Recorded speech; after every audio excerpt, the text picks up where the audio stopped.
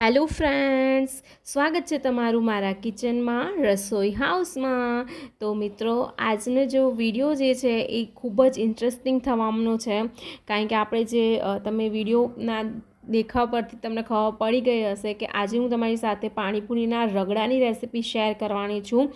અને આપણે ઘણીવાર લારી પર ખાતા પણ હોય છે, પણ આપણે વિચારીએ છીએ કે આ જે રગડો છે એ કઈ રીતે બનાવતા હશે, તો એકદમ તમને જોતાં જ ખાવાનું મન થઈ જાય એવું સરસ મજાનો પાણીપુરીનો રગડો એ સિક્રેટ ટિપ્સ ટ્રિક્સ બધી જ સાથે તમારી સાથે શેર કરવાની છું મિત્રો। તો આ જે વટાણા છે એ તો વટાણાને મેં અહીંયા 4 થી 5 કલાક પલાળી દીધા હતા। હવે આપણે વટાણા સાથે જ મેં બટાકાને પણ અહીંયા આગળ સ્ટીમ કરવા મૂકી દેવાના છે સૌથી પહેલાં તો। અને વટાણાને સરસ રીતે 2 થી 3 પાણીએ મેં ધોઈને અહીંયા આગળ ગરમ કરેલા હતા મિત્રો। હવે બટાકા જે છે મેં અહીંયા આગળ 2 મીડિયમ સાઇઝના મોટા બટાકા, એક મોટું બટાકું લીધું છે અને એક નાનું બટાકું લીધું છે।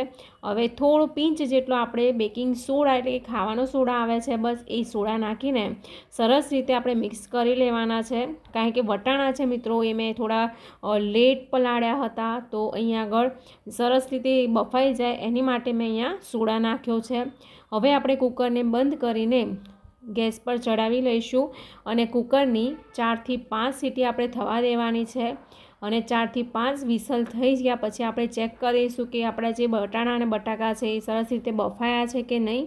જો મિત્રો ના બફાયા હોય તો ફરી તમારે 2 સીટી કરી લેવાની છે, પણ તમે જોઈ શકો છો કે એકદમ વટાણા પણ સરસ રીતે મેશ થઈ જાય છે અને એકદમ એનું જે ફોતરું છે એ પણ અલગ થઈ ગયા છે, એટલે વટાણા અને બટાકા બેવ સરસ રીતે અહીંયા આગળ બફાઈ ગયા છે। તો હવે આપણે એને એક મોટા વાસણની અંદર કાઢી લેવાનું છે મિત્રો। એ ખાસ ધ્યાન રાખવાનું છે કે આપણે જ્યારે રગડો બનાવીએ છીએ તો બહાર જેવો લારી પર મળે છે એ સેમ ટુ સેમ એવો દેખાવ આવે અને જોતાં આપણને ખાવાનું મન થઈ જાય પાણીપુરી એવો સરસ રગડો બનાવવા માટે તો અહીંયા આગળ એ લોકો પાણીનો ઉપયોગ નથી કરતા। જે આપણે સ્ટીમ કરીએ છીએ તો આ પાણીનો બિલકુલ પણ ઉપયોગ નથી કરતા। એ પાણીનો કયા પાણીનો ઉપયોગ કરે છે તો હું તમને આગળ વિડીયોમાં જણાવીશ, તો વિડીયોને પૂરા એન્ડ સુધી જરૂરથી જોજો મિત્રો। હવે આપણે આ જે વટાણા બટાકાને છે મેં અહીંયા આગળ ઠંડા કરી લીધા છે અને બટાકાની છાલ પણ ઉતારી લીધી છે અને એની જે પાણી જ હતું એ બધું જ અલગ કાઢી દીધું છે। હવે આપણે જે બટાકા અને વટાણા છે એને સરસ રીતે મેશ કરી લેવાના છે। એકદમ સરસ બફાયા હતા એટલે મેં ચમચાની મદદથી જ એને મેશ કરું છું, પણ તમને પાઉંભાજીનો જે આપણે મિત્રો મેશર આવે છે તો એ મેશરની મદદથી પણ તમે અહીંયા આગળ મેશ કરી શકો છો। તો જોઈ શકો છો કે સરસ રીતે આપણે વટાણા અને બટાકા છે એ બફાયેલા છે, તો સરસ રીતે મેશ થઈ જાય છે। જો સરસ રીતે થઈ ગયા છે મેશ। હવે આપણે એની અંદર મસાલા કરી લઈએ। તો સૌથી પહેલાં મેં અહીંયા આગળ હળદર નાખી છે, પછી આપણે 1 ચમચી ધાણા જીરું પાવડર નાખી દેવાનું છે મિત્રો એની અંદર। અને ધાણા જીરુંનું જે પ્રમાણ છે એ તમે અમુક મસાલાનું પ્રમાણ વધતું ઓછું કરી શકો છો। હવે સિક્રેટ આપણે જે કાળો મસાલો છે પાણીપુરીનો, એક સિક્રેટ પાણીપુરીનો મસાલો નાખીશું। તો મેં અહીંયા આગળ 2 ચમચી જે છે એ કાળો મસાલો આવે છે પાણીપુરીનો એ નાખ્યો છે અને એ ઘરે જ બનાવીને મેં તૈયાર કરેલો છે। તો એની રેસિપી ઓલરેડી મારા ચેનલ પર મેં શેર કરેલી જ છે, કાલે જ શેર કરેલી છે।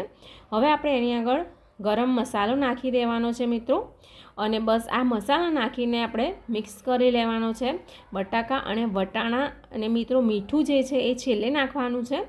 અત્યારે આપણે જે બેઝિક મસાલા છે એ બધા જ મસાલાને મેં અહીંયા આગળ નાખી દીધા છે અને આપણે સરસ રીતે મિક્સ કરી લેવાનું છે રગડાને। અને મિત્રો બહાર તો એવું હોય છે કે એ લોકો જો પીળો એમનો રગડો કેમ દેખાય છે તો એ ફૂડ કલર નાખે છે, યલો ફૂડ કલર। તો અહીંયા આગળ પછી મેં મિત્રો અડધી ચમચી લાલ મરચું પાવડર અને મીઠું નાખી દીધું છે। મીઠું તમે તમારા સ્વાદ પ્રમાણે વધતું ઓછું કરી શકો છો। હવે આપણે જે મસાલો છે એ આપણે વટાણા અને બટાકા સાથે મિક્સ કરી લઈએ। તો મિત્રો હું કહેતી હતી કે જે લોકો બહાર પાણીપુરીની અંદર જે લારીવાળા યુઝ કરે છે તો એ ફૂડ કલર નાખે છે, એટલે એમનો જે મસાલો છે જે રગડો છે એ એકદમ પીળો તમને દેખાતો હોય છે, પણ હું અહીંયા આગળ કોઈ પણ ફૂડ કલર યુઝ કર્યો નથી, ખાલી ત્યાં મેં હળદર નાખી છે અને હળદરથી જ એનો કલર આટલો યલો તમે જોઈ શકો છો કે એકદમ યલો દેખાઈ રહ્યો છે। હવે બિલકુલ બહાર જેવો આપણો રગડો દેખાય તો એની માટે હું અહીંયા આગળ એક ટ્રીક બતાવું છું મિત્રો। જો આ રીતે એક મોટું વાસણ લઈ લેવાનું છે આપણે, અહીંયા આગળ રોટલી બાંધવાનું મેં અહીંયા આગળ જે પરાત આવે છે એ લીધેલું છે અને આ રીતે આપણે એને કૂવા જેવું બનાવી લઈશું મિત્રો. તો જો આ રીતે દબાવતું જવાનું છે અને એક સાઈડ જે બધો મસાલો છે એક સાઈડ કરતું જવાનું છે. જો આ રીતે આપણે એક સરખી રીતે ચારે બાજુ આપણો રગડોને ફેલાવી લેવાનો છે અને વચ્ચે જે છે એ જગ્યા ખાલી રહેવાની છે. તો આ તમે જોઈ શકો છો કે જોતાં જ આપણે લાગે છે કે સરસ મજાનો આપણો રગડો જે છે બહાર જેવો દેખાવામાં અત્યારથી જ થઈ ગયો છે. પછી ઉપર આપણે જે પાણીપુરીનો મસાલો છે એ નાખી દેવાનો છે. તો થોડોક મેં અહીંયા આગળ પાણીપુરીનો મસાલો નાખ્યો છે અને પછી આપણે ધાણા નાખવાના છે. અને ધાણા નાખ્યા પછી તમે લુક જોશો મિત્રો કે સેમ ટુ સેમ આપણે જે બહાર આપણે રગડો ખાઈએ છીએ પાણીપુરીવાળાની લારીએ સેમ એવો જ રગડો આપણો દેખાવમાં લાગવાનો છે. તો જોઈ શકો છો કેટલો સરસ આપણો રગડો લાગી રહ્યો છે. અને અત્યારે મને ખબર છે કે એકદમ યલો તો નહીં દેખાતા કારણ કે આપણે બિલકુલ ફૂડ કલર આમાં યુઝ નથી કર્યો.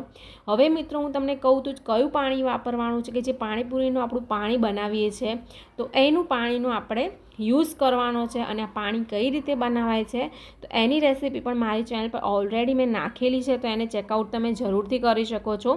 હવે આપણે જે પાણીપુરીનું પાણી છે એ 2 થી 3 ચમચા આપણે વચ્ચે નાખવાનું છે. જે આપણે વચ્ચે જગ્યા કરી છે તો ત્યાં આગળ 2 થી 3 મોટા ચમચા આપણે પાણી લઈ લેવાનું છે.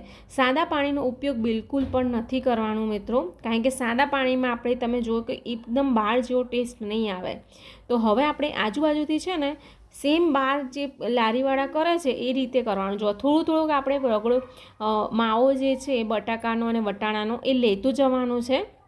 જો આ રીતે અને સરસ રીતે મિક્સ કરી લેવાનું છે. હવે આપણે આની અંદર શું નાખવાનું છે મસાલામાં, તો આપણો જે સિક્રેટ પાણીપુરીનો મસાલો છે કાળો મસાલો, તો એ કાળો મસાલો આપણે 2 ચમચી નાખવાનો છે.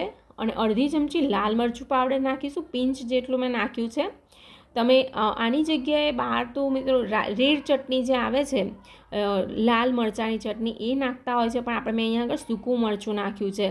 તો જો આ રીતે સેમ ટુ સેમ મિત્રો હવે આપણે જે ગેસ મેં છે એ ચાલુ કરી દીધો છે અને રગડો જે છે એકદમ સરસ મજાનો ગરમ થાય ત્યાં સુધી આપણે ઉકળવા દઈશું. અને 100% હું ગેરંટી આપું છું મિત્રો કે બહાર જેવી જ આપણે પાણીપુરી બનીને તૈયાર થવાની છે પાણીપુરીનો રગડો, અને જોતાં જ ખાવાનું મન થઈ જશે.